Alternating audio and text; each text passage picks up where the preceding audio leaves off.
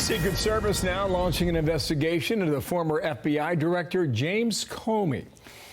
So this is in response to a post that he put on Instagram of shells on a beach. Look closely, they read 8647.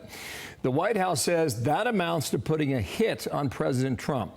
Comey took it down, deleted it, said he didn't realize some people interpreted the number 86 as violent. Well, here's what the president told Brett Baer 2 hours ago overseas. He knew exactly what that meant. A child knows what that meant. If you're the FBI director and you don't know what that meant assassination. And it says it loud and clear. Now, he wasn't very competent, but he was competent enough to know what that meant. And he did it for a reason, and he was hit so hard. Because people like me, and they like what's happening with our country. Our country's become respected again, and all this.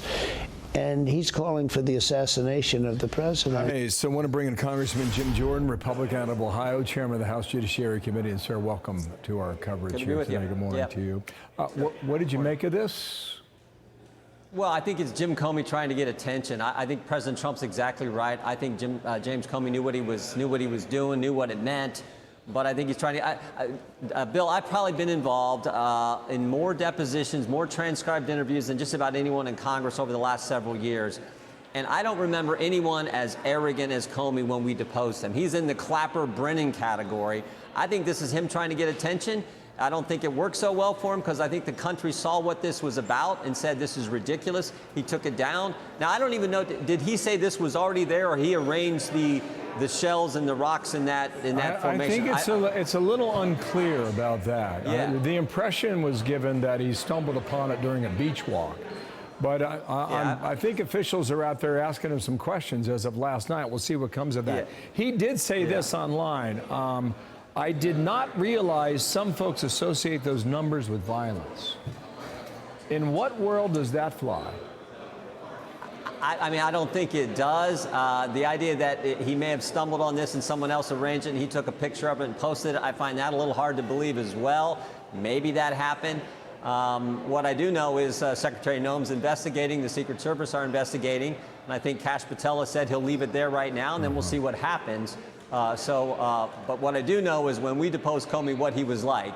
I do know what it's amazing some of these people who went after President Trump so much. I mean, remember, Comey's the guy who set up the whole arrangement where the Clinton campaign hired Perkins Coie, who hired Fusion GPS, who hired a foreigner who wrote the fake lying dossier that Comey used to go as the basis to the Pfizer court to get the warrant to spy on President Trump's campaign. That's Jim Comey. That's the guy we're talking about.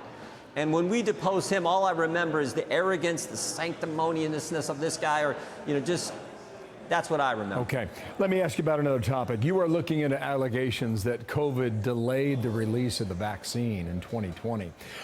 Here is what you got. Wall Street Journal, allegations about timing of Pfizer COVID vaccine passed to the House panel. Yeah. Former Pfizer scientist said the timing of the vaccine results was not a coincidence, according to allegations provided by a rival drug maker. Now sir, Pfizer has responded to this. That company is saying Pfizer's in receipt of a letter asking about allegations made in the Wall Street Journal story. We will respond directly to the committee. There was a scientist by the name of Philip Dormitzer. Who is he? What does he know? Well, what have you found so far? Yeah, Dr. Dormitzer was one of the top guys at Pfizer working on putting together the vaccine. And understand the timing. November 3rd, 2020 is election day. November 7th, 2020, Joe Biden is declared winner. November 8th, the very next day, Pfizer announces, oh, the results are in, everything's fine with the vaccine, 1 day later. And what Mr. Dormitzer has said, Dr. Dormitzer has said, after this last election, after the most recent presidential election, working for a different company, he said, hey, can you send me to Canada? Can I get out of the country? Because we delayed the results back in 2020. And I'm afraid the Trump administration is going to look into this. So you don't ask to leave the country, Bill, unless you've done something wrong. Now, he's now changed his story that this information has become public. But he said to a human services, someone in the GSK, where he worked for GlaxoSmithKline, he said to them in the Human Resources Department that, oh, let's just say that it wasn't a coincidence when the results came out back in 2020. So that's our concern because, again, remember the big picture. Obviously, this was a huge issue in the 2020 election, and you couple this, delaying the results, with the 51 former Intel officials who lied to us on that, and all the things that were done by the left to impact that election. That's not supposed to happen in our great country. So we're going to investigate this and find out. Got it. In a word, do you think you can prove this on Pfizer? Yes or no?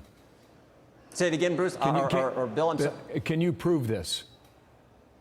Well, we have what he said, and we have witnesses at GlaxoSmithKline who've told us that's what he conveyed. So we'll see. Okay. All I know is this warrants investigation, and that's why we're doing it. All right, Jim Jordan, thank you for your time. More to cover. We will on another time or occasion. Thank you. I'm Steve Ducey. I'm Brian Kilmeade. And I'm Ainsley Earhart. And click here to subscribe to the Fox News YouTube page to catch our hottest interviews and most compelling analysis.